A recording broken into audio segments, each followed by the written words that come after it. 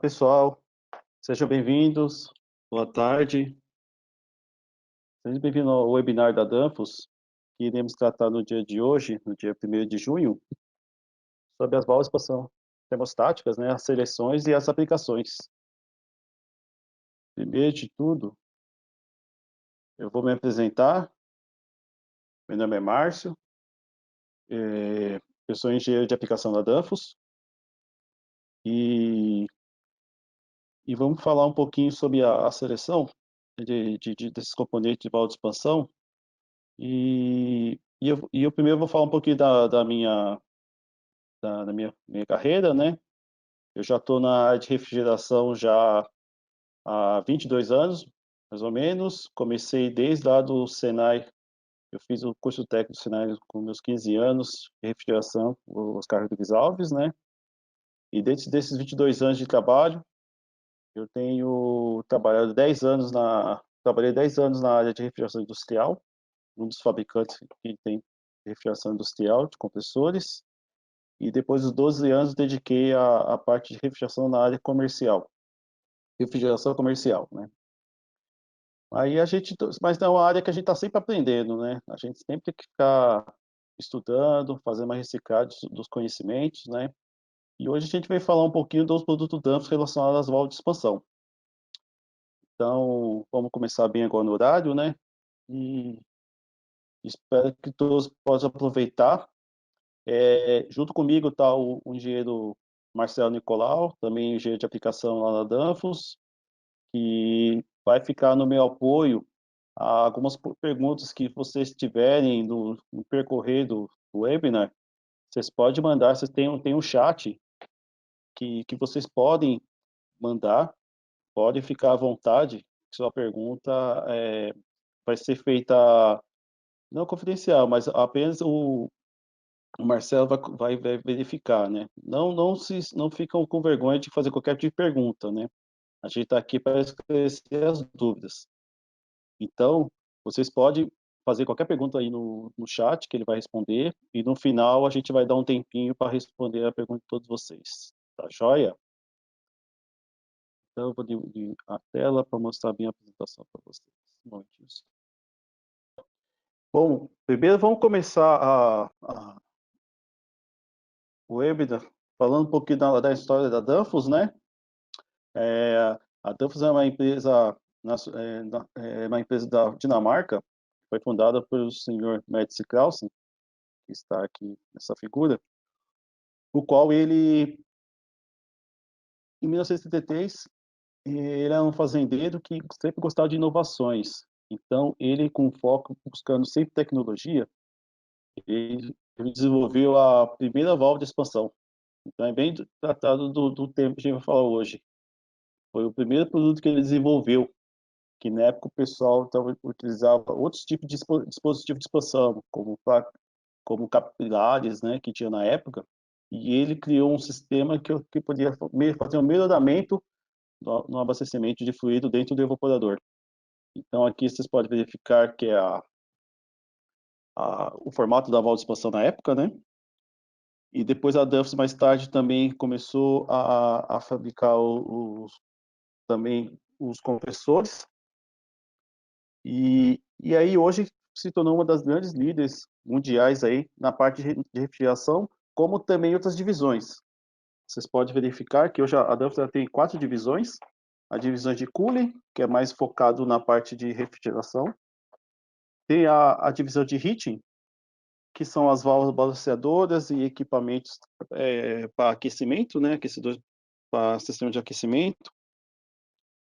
Temos também a divisão de Power Solution, que é a divisão que cuida mais da parte de divisão agrícola, né? De motores agrícolas. E também a parte de drives, que seria a Danfoss também ela tem um grande segmento que é na parte de inversores e soft starters, né? Então hoje a gente está dividindo nessas 4 divisões mundiais no mundo. E aqui é uma apresentação da nossa fábrica, né? Que é a sede lá na Dinamarca. Hoje a Danfoss ela tem mais de 27 mil empregados e temos escritórios em mais de 100 países, como também estamos em 72 países. E em 20 países, a gente possui nossas fábricas. A título de informação, as vendas do ano passado, 2019, ficou em 6,3 bilhões de euros. E aqui no Brasil, a gente temos duas fábricas. A gente está desde 1968 possuindo duas fábricas. A gente tem essa fábrica aqui em Osasco, que aqui é no estado de São Paulo, né? Aqui está tá todas as divisões estão aqui voltadas de cooling, heating e drives. Aqui nós fabricamos nossas unidades condensadoras também, a Danfoss. E temos a fábrica também em Caxias do Sul, que aqui está a divisão de Power Solution, que é voltada naquela parte agrícola. Aqui no Brasil, aproximadamente, a gente tem 360 funcionários. Isso é só um pouquinho de uma introdução para mostrar o tamanho do grupo Danfoss. Vamos começar o nosso tema. A válvula de expansão, a importância do diferencial de pressão.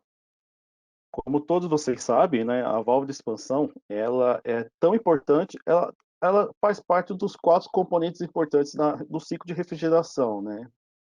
Todos têm sua particularidade, né, são importantes, fazem as suas funções, porém nós sabemos que a válvula de expansão, em conjunto com o compressor, ela faz totalmente o trabalho bem paralelo. O compressor está no lado elevando a minha pressão e a minha temperatura para rejeitar o calor, e a válvula de expansão fazendo ao contrário, né? Então aqui nós temos os modelos de válvula de expansão, que a gente vai tratar bem sobre eles. Falando um pouquinho do circuito frigorífico, né? É uma introdução rápida, nós podemos verificar aqui os 4 componentes. Aqui internamente a gente tem o diagrama de Moulier, o famoso pH, que seria que eu tenho a relação entre pressão e entalpia. E eu tenho os 4 componentes. Então, no circuito de refrigeração, eu tenho a parte do meu evaporador, que ele evapora, ele vai fazer a evaporação. Aqui eu tenho a sucção do compressor, ele eleva a pressão. Aqui eu tenho a parte toda do meu condensador, que ele faz toda a parte de gás para líquido, a parte de condensação, com o meio externo. E a válvula de expansão, que ele faz a descida da pressão de alta para a pressão de baixa, que ele faz a expansão. Fazendo uma expansão, ele faz a redução de pressão, como também a redução de temperatura.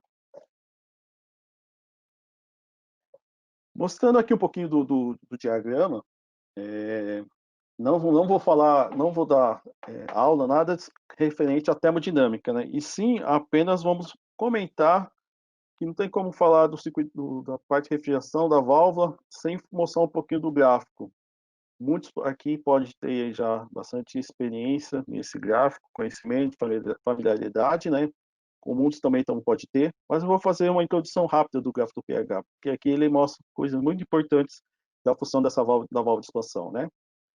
Então, aqui nós temos cada diagrama de pH para um tipo de fluido, ele tem um formato. Então, aqui nós temos toda uma área que seria de líquido subresfriado. Nós temos essa linha aqui seria a linha de líquido saturado, ou seja, líquido saturado, ele estaria na pressão, ele estaria 100% no seu estado de líquido. No caso, um exemplo, nessa pressão aqui de próximo de 6 bar, com 404, ele estaria nesse ponto 100% líquido. Como vem do outro lado, nós temos a linha de vapor saturado. Quando no ponto do gráfico esteja na linha, eu estou dizendo que eu tenho meu sistema 100% em estado vapor. E tudo que eu tenho nessa área seria a parte de vapor superaquecido. Então, vocês já vão começar a familiarizar que vapor superaquecido tem a ver com superaquecimento, subresfriado tem a ver com subresfriamento. Então, já vai ficando claro, né? E tudo que eu tenho dentro entre essas duas linhas, aqui eu tenho uma parte que o líquido está mudando o estado dele. Então, Se aqui ele é 100% líquido, um pouquinho mais dentro do gráfico, numa mesma pressão, ele já se torna 90% líquido, 10% vapor. 80% líquido, 20% vapor. No centro do gráfico, ele já estaria 50-50, 50% líquido, 50% vapor, até chegar no ponto de 100% vapor. Por isso nós falamos que o sentido da refrigeração, do circuito de refrigeração, seria da esquerda para a direita. Por quê?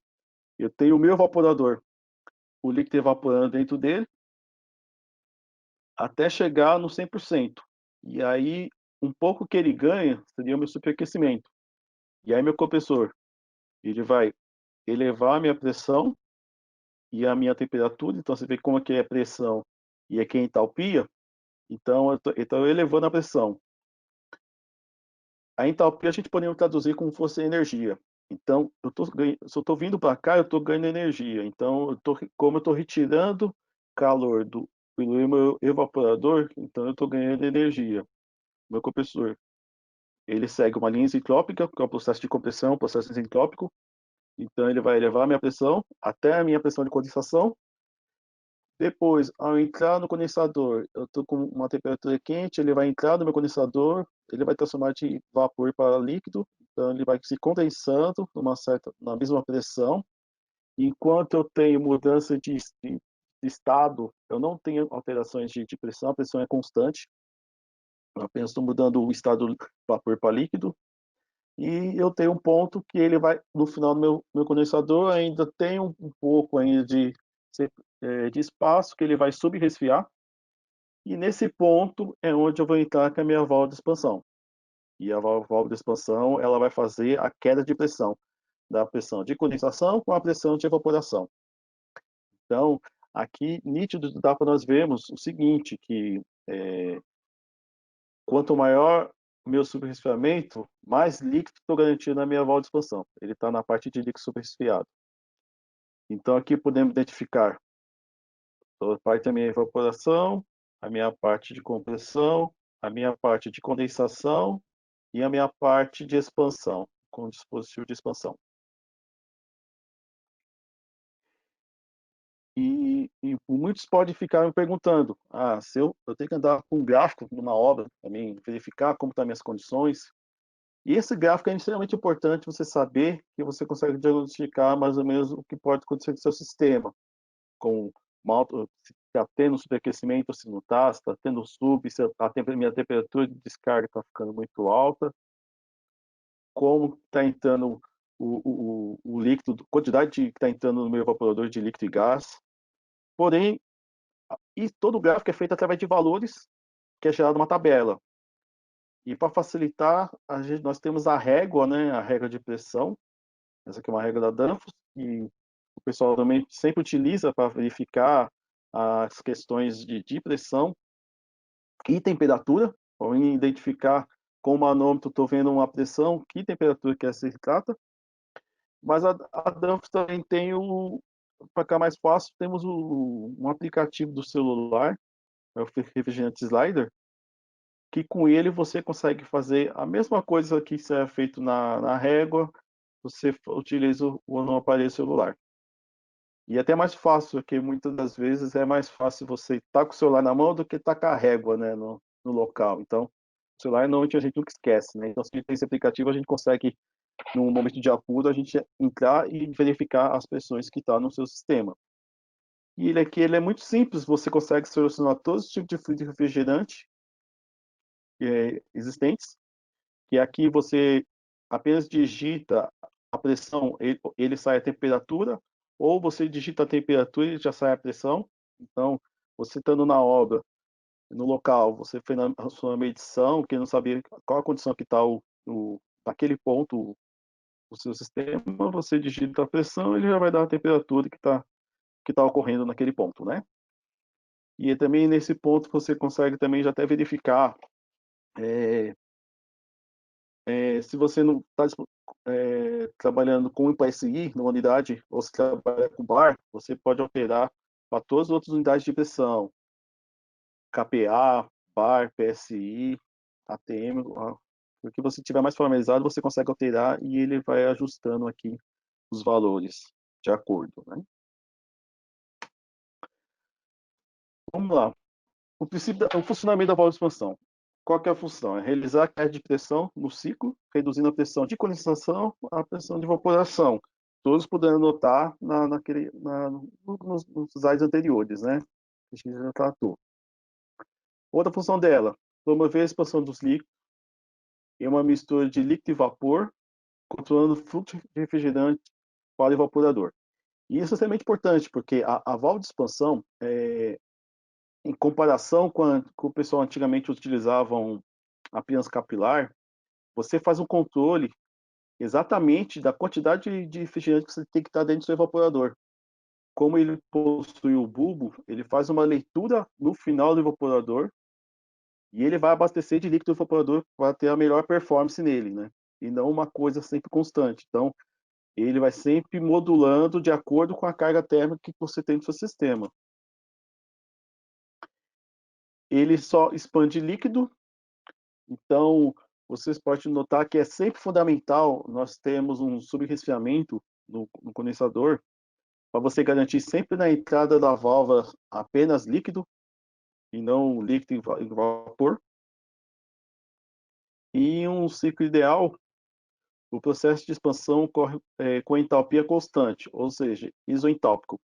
Então, se a gente apenas voltar um pouquinho no gráfico, vocês podem verificar a entalpia aqui sempre é constante, ele faz a queda de pressão.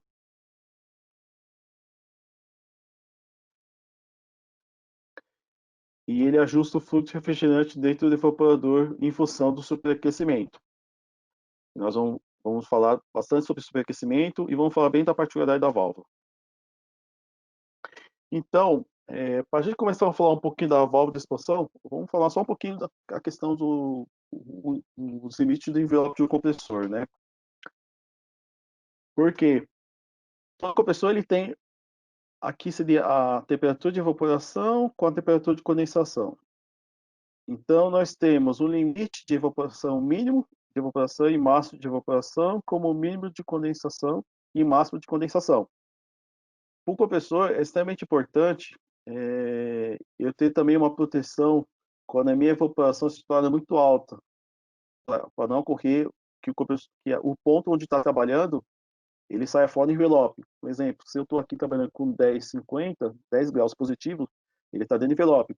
A partir do momento que ele começa a evaporar muito alto, ele já começa a sair do envelope. Por exemplo, se a gente falar em 16 graus de evaporação com 50 ou 45, ele já está fora do envelope. Então, nesse ponto, como a evaporação é muito alta, a válvula de expansão também tem uma função que seria extremamente importante. Nesse ponto, ou nós usaríamos uma válvula reguladora de Carter, que seria a KVL, para proteger o compressor, como também usar uma válvula de expansão com o MOP.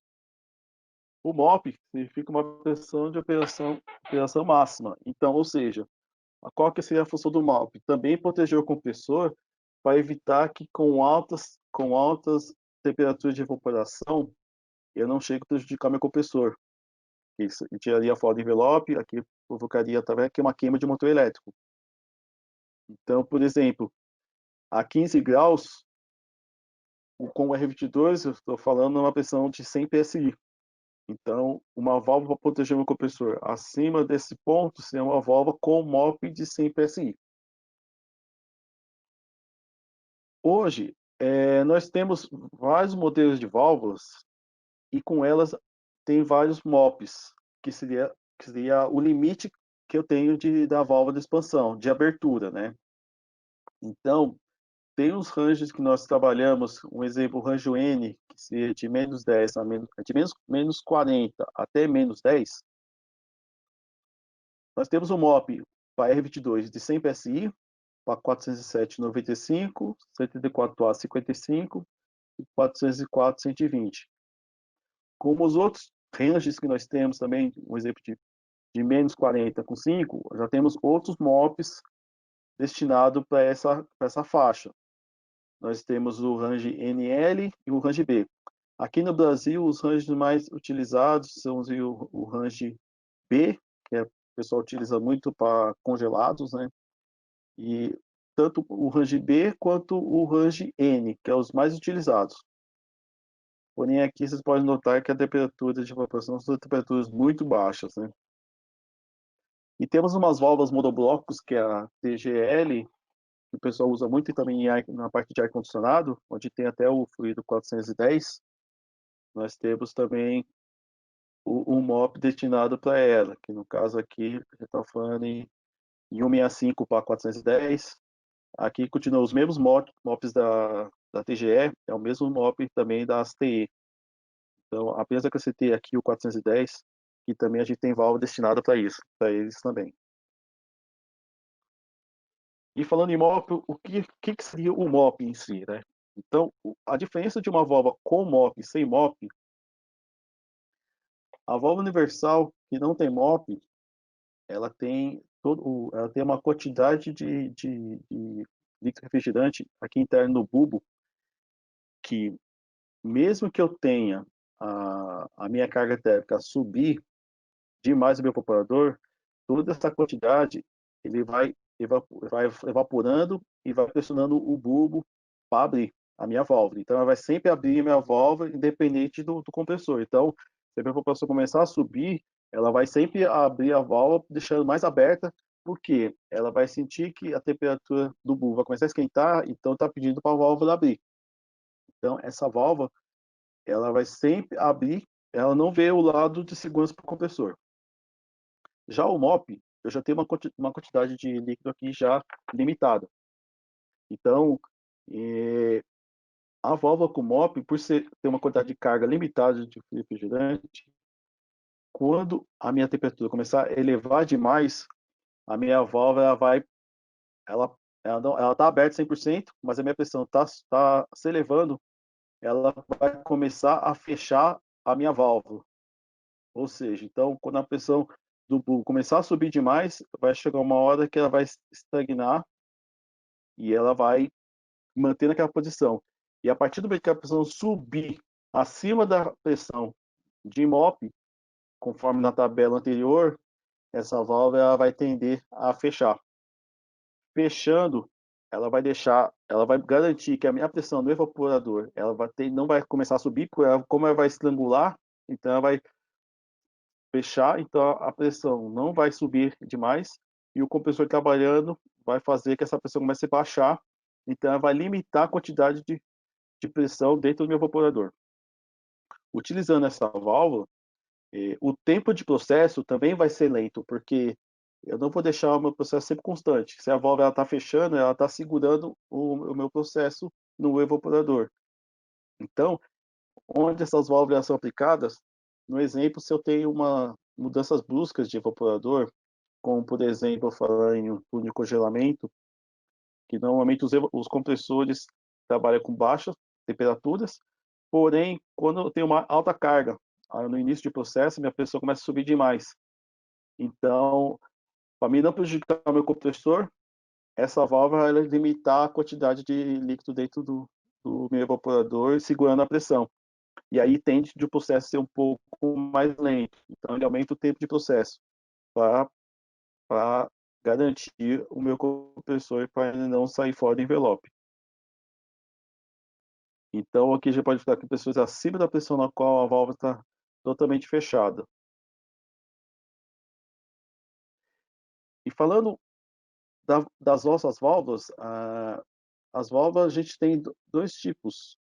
Umas com equalizador interno, que seria, aqui a gente tem o corte da válvula, né? Vamos identificar aqui os elementos, né? A gente aqui tem o elemento hemostático, o qual vocês podem notar aqui está interligado com o bulbo, onde aqui está o diafragma. Aqui nós temos o orifício, nessas válvulas são aqueles orifícios intercambiáveis, né, que você pode substituir esse orifício de acordo com a capacidade da válvula. O corpo da válvula e aqui nós temos um parafuso onde faz o ajuste do superaquecimento.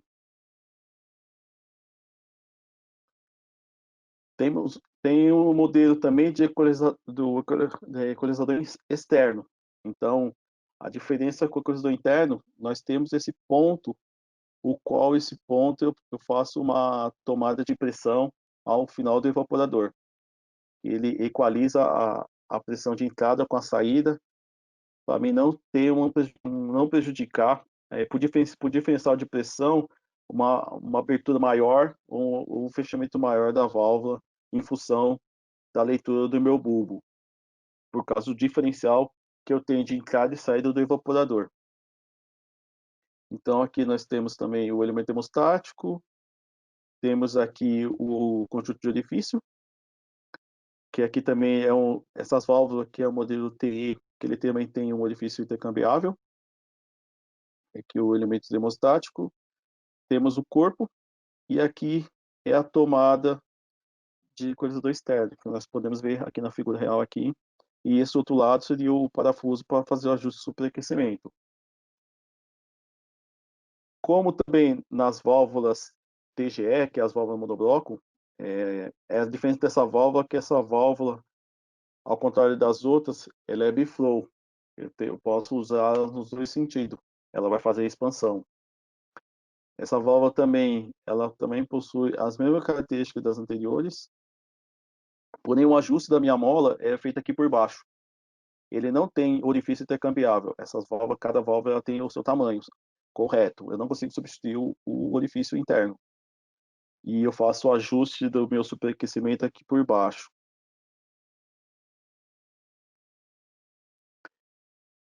Falando um pouquinho da válvula de expansão, de equalização externa, quando ela é utilizada? Ela é utilizada quando eu utilizo o distribuidor de líquido. Então, quando eu tenho um evaporador, normalmente são evaporadores grandes, que eu tenho um distribuidor, por ter toda aquela tubulação saindo dentro, entrando por todos os halls do evaporador, eu tenho uma grande perda de carga. Então, se houver um distribuidor de líquido, normalmente a perda de carga no distribuidor de líquido seria mais ou menos de 1 bar. Então, quando eu tenho esse distribuidor de líquido, ou quando o meu evaporador ele tiver uma perda de carga acima de 0,2 bar, eu tenho que utilizar uma válvula com equalização externa. Aqui vocês podem notar que eu tenho aqui a entrada de líquido, entrou na válvula, entrou dentro do meu evaporador. Você pode notar que aqui já terminou a parte de evaporação e aqui tem a parte do superaquecimento, onde eu tenho que colocar o meu bulbo e eu faço a ligação do meu equalizador. Sempre é importante o bulbo ele estar localizado sempre no final da saída do meu evaporador. Após eu ligo o meu equalizador externo. Eu não posso fazer ao contrário, colocar ele aqui, porque como o meu bulbo ele tem que pegar a leitura mais próxima da saída do evaporador para ele fazer o ajuste. Em questões de pressão, meu ponto de pressão aqui ou aqui ele é o mesmo. Então a prioridade é sempre colocar o bulbo da válvula de expansão primeiro na saída do evaporador. E como seria a montagem desse bulbo? O bulbo sempre colocar ele na posição horizontal, nunca colocar ele no coletor, nunca colocar ele na parte vertical e nunca também colocar ele após um sifão.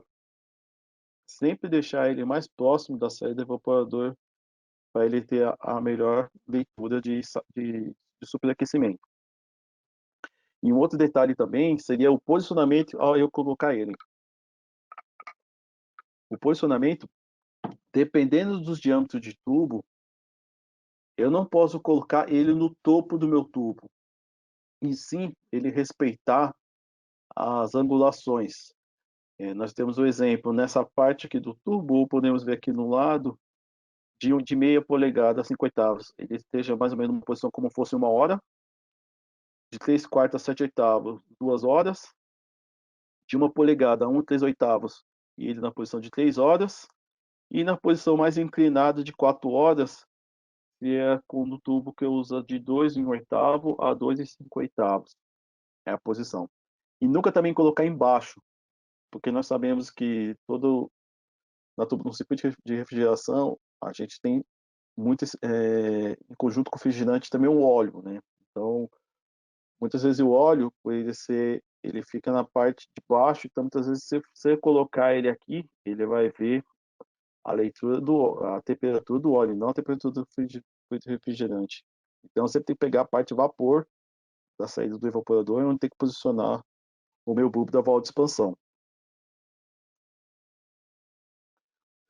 O princípio de funcionamento dela, eu tenho forças que reagem ao meu diafragma para me determinar a abertura e o fechamento da minha válvula. Então, no lado, eu tenho a minha pressão de evaporação entrando aqui, então eu tenho ela aqui, como também eu tenho a força da mola, que está me apoiando.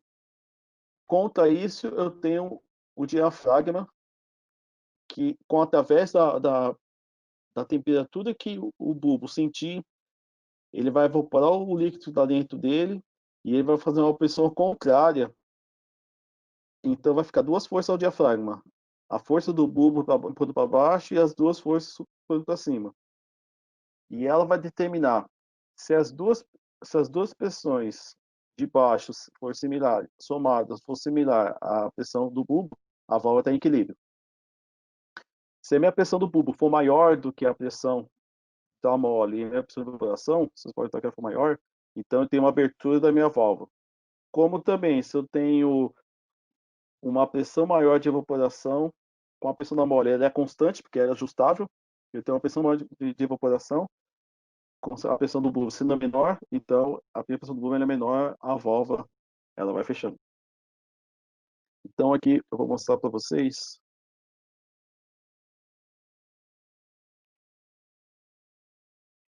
uma animação. Perdão.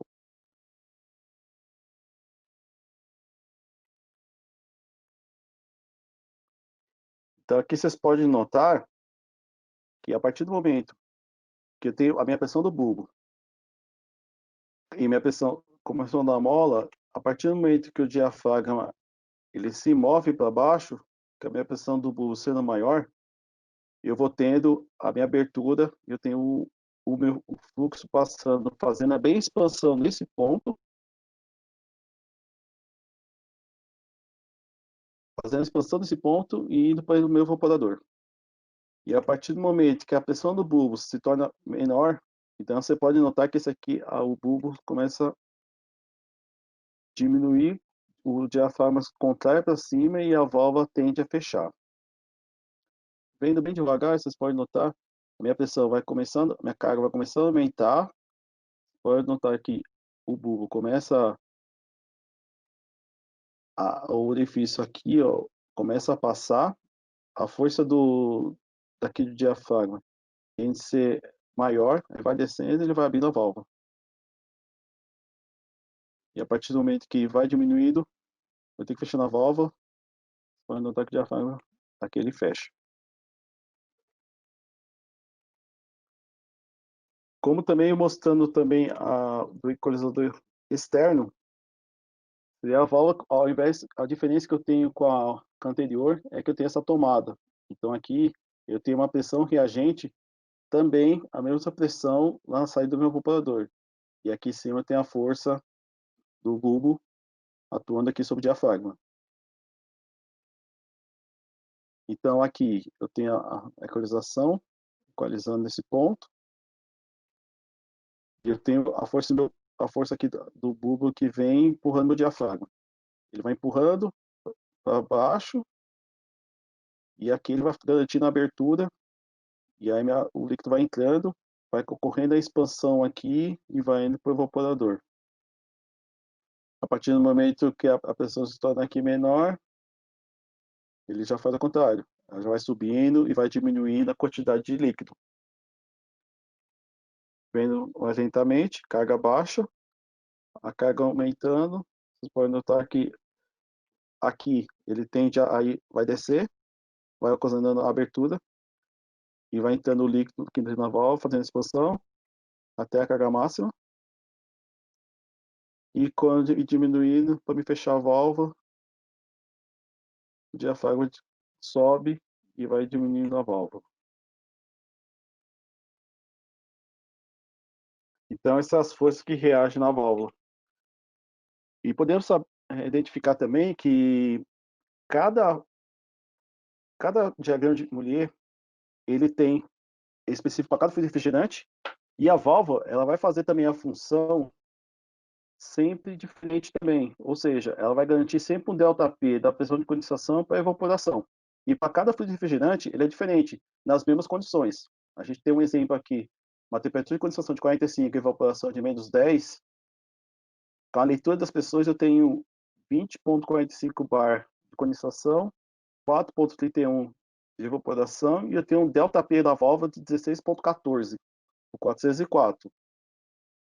Vocês podem notar, o R22 na mesma condição, já o meu delta é de 16,04. Vocês lembram que o 404 é 16,14 e aqui 14,04.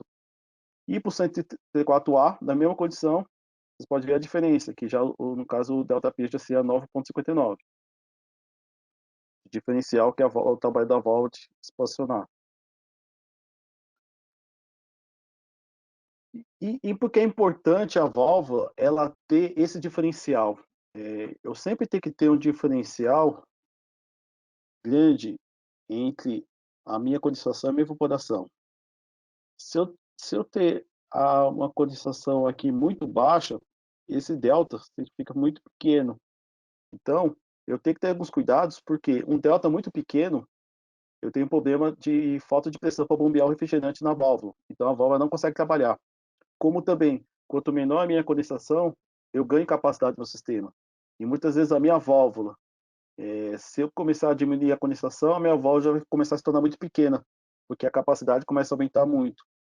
Então eu tenho que ter umas proteções no meu sistema de compressor também para não ter uma condensação muito baixa, para não prejudicar a função da minha válvula.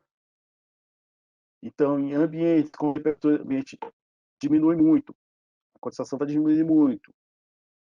E se não houver nenhum tipo de controle de condensação, o diferencial da válvula diminui muito e ela começa a ficar pequena. Então, alguns pontos são utilizados. A gente pode colocar o ventilador on-off, no caso, controlar para o termostato. Eu posso colocar um KP5 na minha tubulação de condensação. A pressão baixando muito, o termostato pode mandar um contato para o ventilador ligar e desligar, para evitar que a minha pressão abaixe. Então, ele desliga e tende a pressão de condensação subir. Eu posso utilizar também motores EC, motores eletrônicos também, para modular a velocidade do meu ventilador, como também eu usando um inversor de frequência também no meu ventilador, do condensador, tá? Também para garantir o mínimo de delta para minha válvula, o mínimo de pressão de condensação. Então, vamos mostrar o jeito que a gente calcula, né, uma válvula de expansão. A gente tem dois modos de cálculo. A gente vai mostrar primeiro o cálculo manual, que seria, para mim saber a capacidade de uma válvula, ela é através dessa fórmula, o, no qual o Q seria a minha capacidade, que no caso posso considerar uma capacidade do meu evaporador, que eu vou selecionar, então eu tenho a minha capacidade, eu tenho um fator de correção ao subenriquecimento, que eu tenho que considerar, como também tem um fator de correção do distribuidor, que é os fatores que eu tenho que considerar devido à perda de carga do distribuidor, eu tenho que considerar, eu tenho um fator. Como também ao meu subenriquecimento, que eu vou garantir líquido 100% da minha válvula, eu também tenho um fator. Eu tenho um fator que tem que colocar. Aqui a gente vai dar um exemplo de uma instalação que eu preciso de um fluido 404, uma capacidade de 5,5 kW, uma temperatura de evaporação de menos 10, condensação de 45, subenriquecimento de 2 e uma perda de carga de 1 bar. Primeiramente, eu vou selecionar primeiro os meus fatores, né? Então, se eu tenho um sub de 2K, eu vou entrar com um fator de correção de 0,98. E com um fator de correção para o meu distribuidor, como a evaporação minha é de menos 10, e se vocês notarem que eu coloquei que a perda de carga do meu distribuidor seria 1 bar, então quando eu chegar nesse ponto, eu pego menos 10 com 1 bar. Então, eu achei 0,94. Eu vou colocar esses dois fatores, eu vou colocar na minha conta. Então, eu venho colocando a minha capacidade de 5,5, o 0,98 que eu achei, que foi aqui, e o 0,94 também que eu achei no distribuidor. Me deu um valor de 5,97. Essa é a minha válvula que eu vou achar. Eu procuro minha tabela, vou de 404. Aqui eu tenho para identificar os valores de minha evaporação. Aqui o valor da minha condensação. Aqui eu tenho o orifício da válvula. E aqui eu tenho o modelo da minha válvula. T2 com uma TE2. Então, uma seria com a equalização interna e o TE com a minha equalização externa. Então, vem aqui no meu menos 10, tracei, eu preciso de 5,97. Então, eu venho aqui, 5,97, deu aqui. Então, eu nunca vou pegar uma válvula menor, tem que pegar uma válvula, pelo menos daqui para cima. Então, eu vou pegar aqui no 7. Então, eu achei o 7,26. Então, que válvula que eu vou usar? Eu venho para cá, é uma válvula de orifício 4. Então, como eu tenho distribuidor de líquido, então eu vou ter que usar uma equalização externa. Então, eu selecionei uma TE2 com orifício 4. E cada tabela, cada refrigerante, eu tenho várias capacidades. Então, eu tenho que fazer esse cálculo para me saber exatamente o valor real que eu vou usar na válvula. A válvula está grande. Bom, ela está acima da minha, ela não está subdimensionada, ela tá com uma capacidade acima, porém é importante a válvula ela ter uma capacidade acima do real, porque se a minha carga térmica, Ventura, você tem um cliente que fala para você que ele vai colocar tantos quilos de produto na câmara, e aí ele fica, minha câmera tá boa, então, vou colocar mais um pouco porque sobrou uma carga aqui fora e eu vou acrescentar. Então, sempre uma gordura é bom você ter com a válvula de expansão de pelo menos 20%. E interpretando um pouco as tabelas, cada tabela de refrigerante, nós temos aqui os valores para vários tipos de temperatura de condensação, o qual tem todas as capacidades, e aí eu tenho que encontrar qual a minha condição para me selecionar. Então, tanto para CT4A, para CT4A, como para todos os gases refrigerantes nós temos tabelado. E um cálculo mais fácil que nós temos seria utilizando o nosso programa CoolSelector 2, que é o programa da Danfoss, que a gente tem disponível na página da Danfoss, que todos podem fazer download, pode baixar, é totalmente gratuito.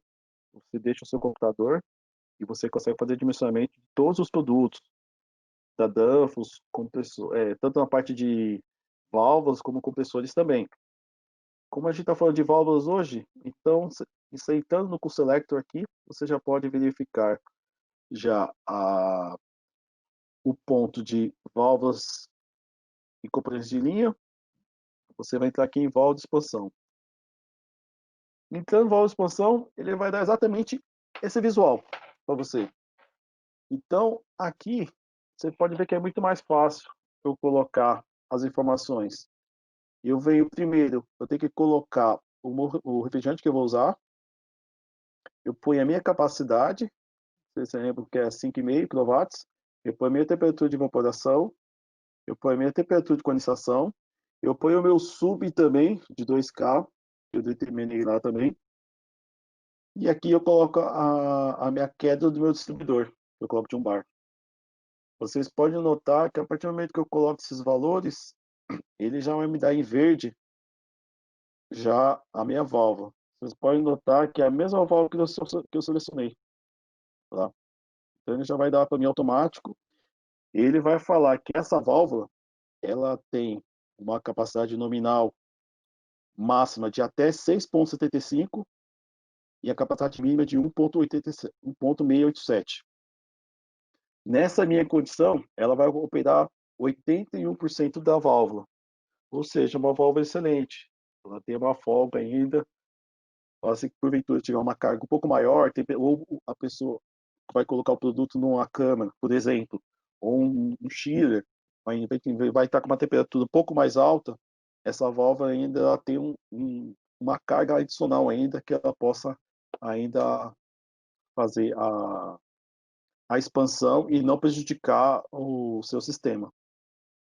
Aqui você pode também verificar o ΔP, já que já vai dar para você o ΔP, calculado já por esse refrigerante e a velocidade que eu tenho na entrada da válvula, em 1,13 metros por segundo.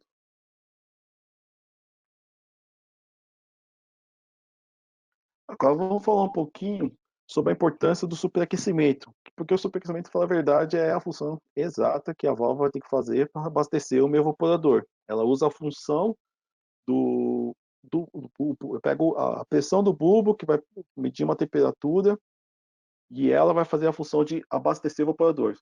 Se tiver uma saída muito quente no final do evaporador, eu preciso de ter mais líquido no evaporador. Se eu tiver uma temperatura muito fria no final da linha do evaporador, ele vai fazer ao contrário. Então, o superaquecimento, ele seria o aquecimento adicional do gás saturado para garantir que o compressor não receba líquido, uma vez que o líquido não é compressível. Então, o compressor não vai comprimir líquido, ele tem que comprimir apenas gás. Então, o que eu preciso no meu evaporador, além de eu abastecer de quantidade de líquido do meu evaporador, eu também preciso que a quantidade também seja suficiente para evaporar inteira e para não ocorrer golpe hidráulico, que seja no final ainda eu ganho um pouquinho de calor para não ter o golpe hidráulico do meu compressor, uma queda por retorno de líquido, né? Como também a diluição de óleo. Então, o superaquecimento mínimo que eu tenho que considerar na sucção do compressor é de pelo menos 5K. Então, se eu estou evaporando numa temperatura X, por exemplo, 0 graus, pelo menos que na sucção do meu compressor ele esteja os 5 graus, mais 5 graus. E o superaquecimento máximo, de acordo com o envelope. Mais para frente eu vou mostrar para vocês que tem uma diferença entre esse mínimo e máximo, ou seja, eu tenho o mínimo, eu tenho um superaquecimento, que seria o útil, que é relacionado ao evaporador, como também tenho o superaquecimento total, que seria o superaquecimento também na sucção do compressor. Então eu tenho o superaquecimento de evaporador e o superaquecimento total. E quanto menor meu superaquecimento, maior o rendimento do evaporador. Ou seja, se eu também deixar um evaporador com superaquecimento mais de 30, só de evaporador, eu estou aproveitando pouco meu evaporador, porque a metade dele eu já tenho evaporado tudo e a outra metade dele só vai superaquecer no vapor. Então não é interessante. Eu tenho um superaquecimento também muito grande. Então, se eu tenho um superaquecimento pequeno, eu estou aproveitando muito meu evaporador. Mas também não posso aproveitar ele inteiro, porque ele tem que evaporar para não chegar líquido no meu compressor, né? A minha válvula de expansão, ela controla apenas o superaquecimento. Ela não pode aumentar ou retirar a carga sensível de evaporadores, se tiver submencionado em condição de carga térmica. Então, assim, ela, em função do evaporador, então, ela tem que ser muito bem selecionada para mim também garantir que ela não seja subdimensionada, com uma capacidade menor, que no caso ela vai abastecer de líquido no meu evaporador, mas se o meu evaporador for muito grande, muito além da capacidade da minha válvula, ele, independente de ele ficar totalmente aberto, ele não vai abastecer o líquido necessário para o meu evaporador. Então, ela é extremamente importante você ter ela bem dimensionada. Então, para identificar novamente a área, né, no nosso circuito frigorífico, a gente tem a área do superaquecimento, que seria do final do meu vapor saturado na minha área de superaquecimento, valor de vapor superaquecido. Então, seria essa diferencial do C com C1. Como eu também tenho uma parte também do meu subresfriamento. Por que eu vou falar sobre resfriamento? Porque o meu subresfriamento ele é extremamente importante nessa área onde eu tenho líquido saturado e vapor e líquido subresfriado, porque isso vai garantir se a minha válvula vai entrar líquido nela ou líquido com vapor. Não sei se vocês lembram que enquanto está nessa área, eu tenho uma mudança de estado. A partir do momento que ele está batendo nessa linha, eu vou ter o líquido saturado. Porém, eu não posso começar a entrar da minha válvula por aqui, porque em oscilações que eu tenho no meu sistema, no ambiente externo, isso daqui muitas vezes pode garantir da minha válvula começar a espaçonar aqui dentro. Ou seja, eu não estou com 100% de líquido dentro da válvula, líquido e gás.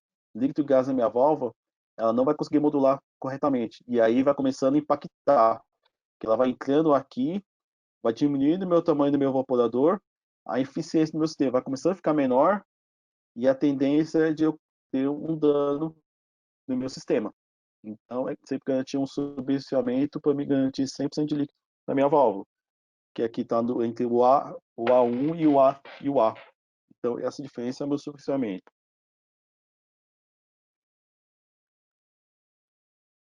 Então, nesse ponto, a gente tem o ponto 3, que seria o ponto que eu vou ter que ter do meu superresfriamento e o meu superaquecimento, até o ponto 1, e o meu sub do ponto 3.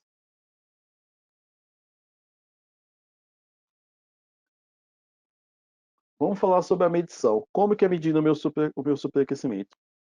Eu tenho que instalar os manômetros de alta e baixa, instalar e isolar os sensores também. Então é importante sempre você levar não apenas o manômetro, mas você ter sensor de temperatura também, para você fazer a medição, né? Então, no caso, o sensor tem que colocar na saída do evaporador para fazer o superaquecimento útil. Registrar as pressões de temperatura após alguns minutos. E converter a pressão em temperatura, usando aquela nossa reguinha ou programa refrigerante slider que nós temos. Então, eu efetuo o meu cálculo. Temperatura de saída do evaporador, menos a minha temperatura de evaporação, o qual eu converti aqui a minha pressão em temperatura, ele vai dar o meu valor de superaquecimento. E uma das coisas que a gente precisa não confundir seria a questão que eu tenho a minha temperatura de evaporação aqui e tenho a minha temperatura de saída. Então, se a minha evaporação aqui ela está menos 30, a minha saída do evaporador está menos 21, o qual eu estou lendo com o termômetro penta, no caso aqui a gente está mostrando, aqui eu tenho um delta de menos 30 para menos 21 de 9. Essa aqui é uma regra de sinal que o pessoal sempre fica confuso. Ah, mas menos 28 é mais do que menos 21? Não. Aqui, o zero do meu está aqui, tudo que está vindo para a minha esquerda está diminuindo a temperatura, né? Então, essa temperatura aqui sempre é mais baixa que essa. Então, aqui eu tenho a saída do meu evaporador menos 21 e aqui é menos 30, delta de 9. O mesmo delta de 9 eu tenho se aqui atenção, minha temperatura de evaporação convertida em a pressão em temperatura for menos 6 e minha saída do evaporador for 3, eu também tenho um delta de 9. Como minha temperatura de evaporação seja 1 e a minha temperatura de saída do evaporador seja de 10, eu também tenho um delta de 9. Isso através você consegue colocar tranquilamente no programa, né, desses refrigerantes slider, você consegue pegar as pressões na sua linha, joga aqui, você vai saber esse valor. E com o peito, você sabe esse outro valor, você faz um menos o outro, você consegue descobrir qual é o valor do superaquecimento. Vamos a como e onde medir o superaquecimento, né? Então, as ferramentas necessárias, utilizando o manômetro, que é fundamental, um termômetro penta, e sempre ter um auxílio de ou ter uma régua, ou você ter o refrigerante slide no seu celular, para você fazer as jogadas da temperatura, você converter a pressão em temperatura. Então, primeiro eu vou tomar a leitura da pressão do manômetro, eu vou converter essa pressão em temperatura utilizando a régua de pressão-temperatura. Eu vou medir com o termômetro no mesmo ponto em que a pressão foi medida, eu vou verificar lá no saída do evaporador qual que é a temperatura. Eu vou subtrair essa temperatura real medida com o termômetro ao menos a temperatura de saturação, que corresponde à pressão. Então, aqui, a gente pode verificar que a gente tem uma medição do superaquecimento do evaporador. Então, você pode ver a entrada do meu evaporador, passou pela válvula aqui, evaporador, chegou aqui no final. Primeiro que de tudo, eu tenho o meu bulbo bem na saída, eu tenho o meu equalizador também aqui, e aqui eu tenho a minha pressão, que normalmente sempre é muito próxima à pressão de sucção do compressor. E a temperatura de saturação correspondente. Então, e aqui eu pego uma temperatura real no final do meu evaporador. Então, eu pego o meu superaquecimento, vai ser a temperatura real, que eu estou pegando aqui, menos a temperatura de saturação correspondente à pressão. Através dessa pressão, eu venho nessa régua, ou no programa da Danfoss e acho qual que é a temperatura. Então, a gente vai fazer um exemplo aqui. Ó. Na minha pressão no meu manômetro, está dando 36 PSI. Então, eu peguei 36 PSI, então eu vou lá. É o R22 que eu estou utilizando, o 22. Eu fui na minha régua, então está dando menos 11 graus. Eu vou lá, deixo anotado. Coloquei meu penta aqui falando meu evaporador. Aqui está dando menos 4. Então eu pego essas duas temperaturas e eu vejo aqui. O superaquecimento é o quê? É o medido menos a temperatura de saturação correspondente. Eu venho aqui, coloco menos 4 menos 1, vai dando um 7K. Aqui vamos fazer mais um exemplo. O superaquecimento último da medição. Se eu venho aqui, vamos identificar aqui o local. Aqui a gente já tem já um sistema meio completo, né? Então eu tenho meu compressor, meu condensador, o meu evaporador, a minha válvula aqui, e eu ponho o meu manômetro aqui. Então eu ponho aqui na finalida do meu evaporador, eu peguei 10 PSI. Então eu vim aqui no meu programa 10 PSI, menos 29. Coloquei aqui. E o meu sensor de temperatura, ele veio aqui deu menos 20. Então eu pus aqui, temperatura de menos 20, menos 29. Naquela antiga regra matemática, se eu tenho aqui o menos a mais, então seria menos 20 mais 29. Então, meu superaquecimento seria com 9K de diferencial. Aí vocês podem perguntar, mas qual que é a diferença entre o superaquecimento do evaporador e o superaquecimento do sistema? Eles são totalmente diferentes. E aí eu tenho umas regras que eu tenho que utilizar para um como para outro. Esse que vocês viram agora é o superaquecimento útil do evaporador. Se eu for fazer um superaquecimento total do meu sistema, aí no caso eu já teria que vir e já fazer uma medição de temperatura aqui na minha pressão de sucção. Eu venho aqui na válvula rotolock, eu pego a minha pressão de sucção. Conforme vocês, a pressão normalmente na sucção do compressor, ela é muito similar à minha pressão de evaporação. Porque se vocês lembrarem lá no gráfico do pH, enquanto eu tiver a minha evaporação, a minha pressão ela é constante, ela não altera, desde durante a mudança de estado quanto o superaquecimento. Porém, eu tenho ainda umas perdas de carga em tubulação, alguma coisa assim, dependendo se a tubulação for muito longa, e tem diferenças um pouco diferentes. Mas para a gente ver o superaquecimento total, a gente pega aqui uma pressão na linha de sucção do compressor, eu venho com o meu penta, eu coloco também aqui na sucção do meu compressor, porque o meu evaporador ele pode estar muito longe ou pode estar próximo, mas eu vou pegar a temperatura na sucção do compressor, nesse ponto, e aí eu vou verificar, porque no envelope do meu compressor, eu posso ter superaquecimentos altos aqui, como tem casos que eu não posso ter superaquecimento total alto. Como exemplo, aqui a gente tem um envelope, depois eu vou mostrar os envelopes melhores, mas aqui, no envelope de um compressor, que tem o limite de evaporação menos 20, máxima de 15. Aqui é a minha condensação de 30 até 68.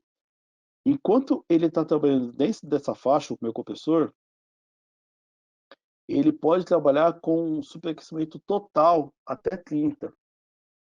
Então, se ele trabalhar com superaquecimento total de 30K aqui, ele está tranquilo. Então, enquanto eu estou falando em menos 5, 45, ele está tranquilo. A partir do momento, o compressor, um exemplo aqui, ele está a menos 10 e 45, nesse ponto, entre essa linha tracejada aqui à esquerda, nesse ponto ele já não pode ter um superaquecimento de 30K. Nesse caso aqui, ele tem que ter um superaquecimento até de 11,1. Então, que seja o limite. Então, por que é o limite? Porque eu estou diminuindo muito a minha evaporação e tendo uma condensação. Então, eu estou aumentando muito o diferencial entre aquelas duas linhas de condensação com a linha de evaporação. Então, eu não posso aumentar muito o meu superaquecimento, porque a tendência da minha temperatura de descarga também se tornar muito alta. Então, nesse ponto aqui, o meu superaquecimento ele tem que ser controlado. Então, quando a gente fala em superaquecimento total, eu tenho que verificar se o meu compressor ele tá dentro dessa faixa. Aqui, a gente tem um pequeno exemplo que nós colocamos uma temperatura de condensação de 50 com uma evaporação de menos 25. Então, aqui vocês podem notar, eu peguei aqui alguns modelos de compressor, mas para verificar os que podem ser utilizados e o que não pode ser utilizado. Por exemplo, se eu pegar um MT com R22, o envelope dele de trabalho, ele vai até menos 20. Então, menos 25 está fora. Se eu for usar um MTZ, um compressor monoeurope, com 404, ele também está dentro dessa faixa. Até aqui, ele pode ir com 30K. Porém, quando ele chega nesse ponto, aqui eu já estou na zona que ele tem que ficar até 11,1 de superaquecimento. Então, eu já tenho que tomar cuidado. Se eu for medir o superaquecimento, ele não pode ficar acima dos 11. Por exemplo, aqui eu peguei um envelope de um MLZ, que é o nosso compressor scroll da parte de refrigeração. Se também eu tenho trabalhando aqui mês 25 com 50, ele já está no topo do envelope. Aqui, eles compressores já não daria para utilizar, porque quando ele chega nesse ponto, eu já tenho uma alta temperatura de descarga. Mas vocês podem notar que todo compressor ele tem uma faixa que ele já tem uma limitação. No caso aqui, ele tem uma limitação até de 10K. Daqui para cá, a minha limitação é maior. Aqui, por exemplo, o MLZ, ele não tem determinado a temperatura, o delta de superaquecimento. Ele pode ter uma temperatura de retorno de até mais 20 graus. Então aqui ele é bem folgado. Aqui eu posso trabalhar, como eu posso botar com a temperatura da sucção minha até 20 graus, enquanto ele está nesse ponto, ele está ok. A partir do momento que ele está nessa área um pouco de cinza mais escuro, ele já tem uma limitação. No caso seria 10K. E olhando um exemplo do compressor Maneurope, que é o NTZ, que é o compressor voltado para baixa temperatura, esse compressor, no caso aqui, eu tenho a minha área, que ele pode ficar até 30. Então aqui, por exemplo, esse compressor, aqui ele já pode ter um superaquecimento útil até de 30K. Porém, a área dele, que ele pode limitar até 11, ela já seria dessa vermelha para cima. Então, enquanto ele está menos 25, 50, o superaquecimento pode ficar até os 30K. Se minha, se minha temperatura for menos 30 com 50, aí eu já tenho que ter um superaquecimento total apenas de 11. Então, a cada caso, você tem que conhecer bem o seu sistema, você tem que conhecer o compressor, todos, todos, todos os componentes são interligados. Então, assim, é um conjunto, a análise tem que ser feita total. Então, eu estou fazendo um balanceamento do meu sistema de superaquecimento por causa da minha válvula, eu tenho que também olhar o lado do meu compressor também. Ele fica dentro ou fica fora da faixa de superaquecimento.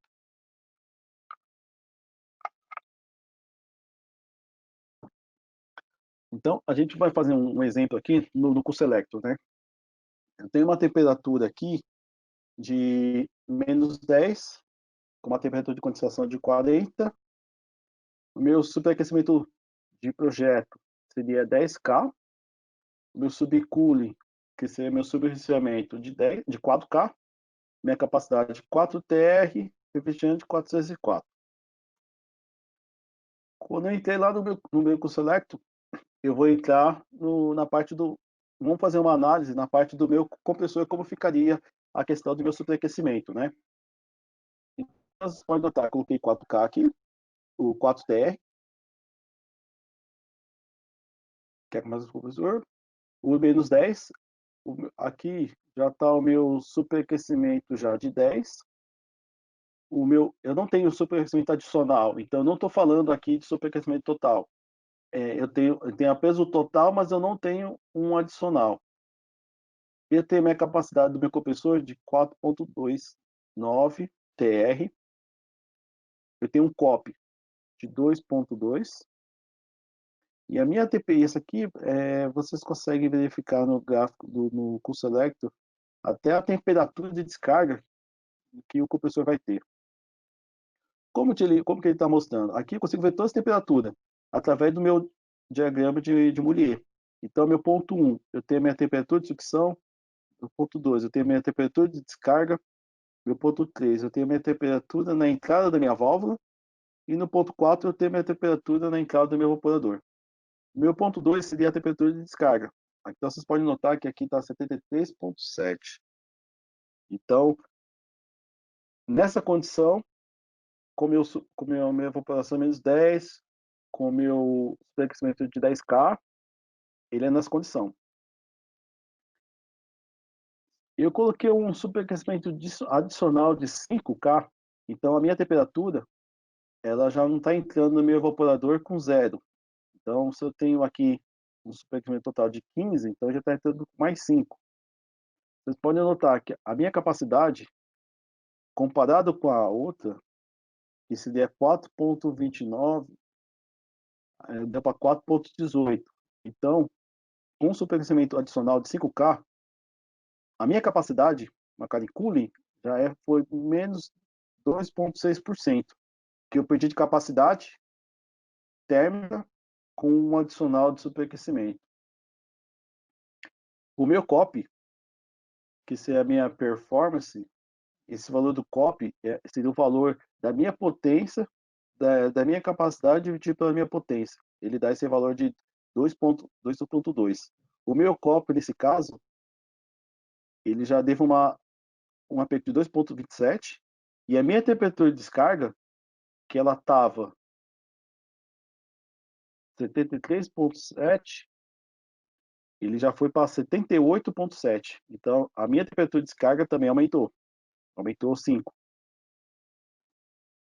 E se eu acrescentar mais um superheat adicional aqui, se eu deixar um sistema com um superaquecimento de 30K, a minha capacidade reduziu mais ainda. Com um adicional de 20K, a minha capacidade já caiu menos 9%. O meu COP também já diminuiu menos 9,5%. A minha temperatura de descarga ela subiu 20K, ela já foi para 93 graus. Então, o que mostra bem aqui? Se você deixar um sistema com superaquecimento muito alto, para a pessoa achar, não, eu não vou poder, eu quero evitar não quero evitar a retorno de líquido do meu compressor, eu já vou deixar um superaquecimento muito alto. Mesmo que ficar dentro daquela faixa dos 30K, você pode ver que você diminui muito a sua capacidade térmica, você aumentar o superaquecimento, você reduzindo o rendimento também do seu compressor, que já seria o COP, como também a sua temperatura de descarga também se torna muito alta. E aí, muitas vezes, a minha temperatura de descarga está muito alta, a tendência, dependendo do meu condensador, se ele não tiver numa área muito bem ventilada, se não estiver muito bem limpo, ele também vai ter umas altas temperaturas de descarga, então vai sendo um efeito cadeia. Temperatura de descarga alta também tende a capacidade de ser reduzida. Então, sempre é bom verificar exatamente o valor de superaquecimento apropriado. Mostrando um pouquinho do ajuste da válvula, as válvulas, essas válvulas T, ATE, que são as válvulas menores, para você fazer a abertura e o fechamento da válvula, o sentido horário você está fechando, o sentido horário você tá abrindo a válvula. Ela já vem já de fábrica, já com um superaquecimento estático, já setado em 4K. Então, a válvula já vem regulada. Quando você tem uma válvula numa instalação, você nunca pode, além da carga, você dá uma carga de gás e já vai logo mexendo na válvula para regular o superaquecimento. Você precisa ver exatamente se a quantidade de fluido está apropriada. A válvula é a última que normalmente a gente deve mexer. A gente deve balancear o sistema com a carga mais correta, verificar se o superaquecimento está dentro e o subenriquecimento está dentro. Após isso, se porventura fazer um ajuste fino, aí você mexe na válvula no final. E a válvula é sempre bom mexer já com a quantidade de produto, com a carga térmica no local. E não fazer com uma câmara, um exemplo, uma câmara, um sistema sem carga, e aí você mexe na válvula, e a partir do momento que quando o sistema carrega com o produto, ou carrega com a carga, você já desbalanceou todo o seu sistema. O equipamento já vai apresentar vários tipos de anomalia, que aí você tem que fazer uma nova regulagem da válvula, do superaquecimento, até o balanceamento de gás você tem que fazer. Com aquelas válvulas tripartidas, cada mudança que você dá de pino dela, você volta pelo menos meio K, que seria meio diferencial, né? Tanto para aquelas que é do grupo N, e a do grupo B seria dar mais ou menos 1,5. A grupo B, não sei se todos estão lembrados, mas seria aquelas que vai de menos 60 a menos 20, que seria aquela faixa. Então, dá 1,5. E a de N, que é normalmente o pessoal mais utiliza, que ela vai de menos 40 a menos 10, cada volta seria meio grau de diferencial, superaquecimento, né? E, em particular, essas válvulas, aquelas válvulas que é tripartida, ao você pegar uma válvula dessa, você sempre tem que saber a altura que está do orifício. Esses orifícios são intercambiáveis, né? Então, para cada tipo de válvula, então aqui, para identificar, eu tenho aqui o modelo das válvulas, o tamanho das válvulas, e aqui eu tenho o número dos orifícios. Para cada orifício também de válvula, eu tenho aqui um comprimento. Por quê? Eu tenho um comprimento que o qual esse orifício eu tenho que ajustar. Então, com uma orelha de opaquímetro, eu consigo saber, eu tenho que ajustar essa distância máxima, ela tem que estar adequada a esse valor. A partir do momento que eu ajustei, aí sim eu venho e monto meu orifício na minha válvula. Nessa, no caso, quando dessas válvulas T5, T12, T55. Porque se porventura a pessoa vir aqui apenas mexer nessa válvula, essa válvula, diferentemente da outra válvula, a outra válvula com a válvula TGE, na minha posição dela, ela vem de fábrica, ela vem com 2,5 volts. Então eu consigo fechar 2,5 volts, como abrir 2,5 volts. Se essa válvula, se eu ficar mexendo, ela não vai ter o fim dela, porque o fuso que está aqui dentro, ele vai pegando aqui, mexendo na força da mola. Se eu não ajustar a essa altura, eu não vou conseguir fazer o balanceamento da minha válvula. Então, primeiro de tudo, eu tenho que ajustar a minha altura para em si colocar. E lembrando, nunca mexer na válvula. Fazer um balanceamento primeiro e mexer nela por último, fazendo só um ajuste fino. E essa válvula aqui é a da válvula TGE, que é aquela que a gente regula por baixo.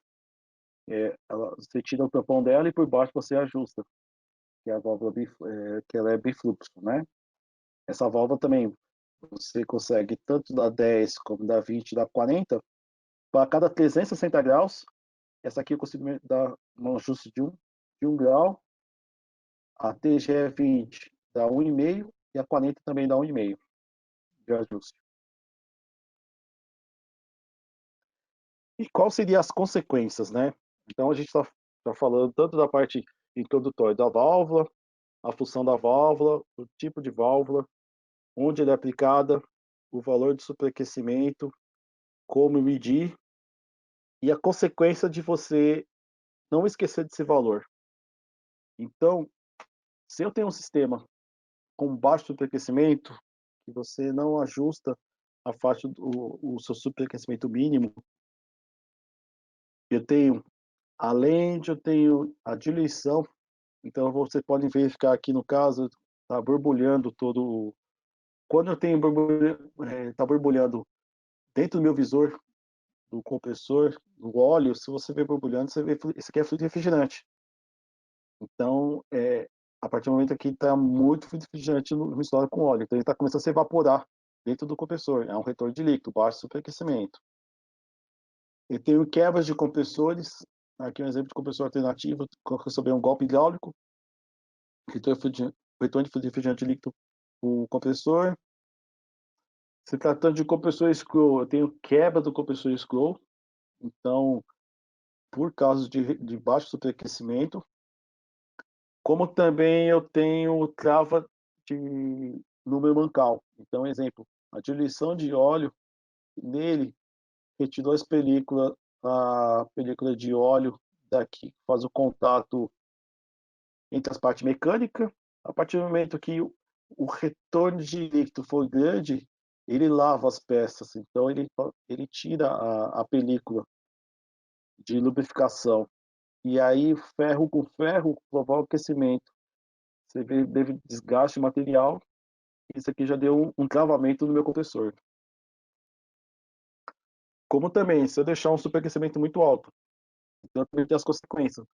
Muito alto, vai ser muito alto, altas temperaturas de descarga. Tendo alta temperatura de descarga, eu tenho um aquecimento muito alto também do compressor, do óleo do compressor. Então, o óleo do compressor ele afina, ele fica fino, perde as propriedades de lubrificação e eu provoco também um desgaste por falta de lubrificação. Como também tem isso aqui seria a válvula de descarga de um compressor alternativo. Ela está totalmente carbonizada. Para chegar num ponto desse, ela trabalhou temperatura de descargas acima de 115, 120 graus. Isso aqui mostra um exemplo de um tampão de um compressor scroll, que os compressores scroll azul, pode verificar que até a coloração dele chega até a alterar de cor. Então, com certeza, as temperaturas de descarga, o superaquecimento desse equipamento estava muito alto. A temperatura de descarga aqui passou de 120 graus, que até a coloração do compressor saiu, já alterou de cor. Né? Então, isso também é devido ao superaquecimento muito alto. Como também internamente no compressor, o centro do compressor está todo preto já está tudo carbonizado já. Então, o compressor escoa, a compressão ela vem de fora para dentro. O gás ele entra, ele faz esse circuito e sai aqui para o centro. Toda essa parte já está preta. Então, ou seja, aqui já trabalhou com uma temperatura de descarga muito alta. Tudo proveniente de um baixo superaquecimento, de um alto superaquecimento que gerou no compressor. E muito breve para vocês nos próximos encontros, que temos mais webinar durante os próximos dias. Valeu, pessoal. Muito obrigado. Fico com Deus. Valeu, gente. Muito obrigado aí pela participação. Agradeço a presença de todos. Tchau, pessoal. Obrigada e até o próximo webinar.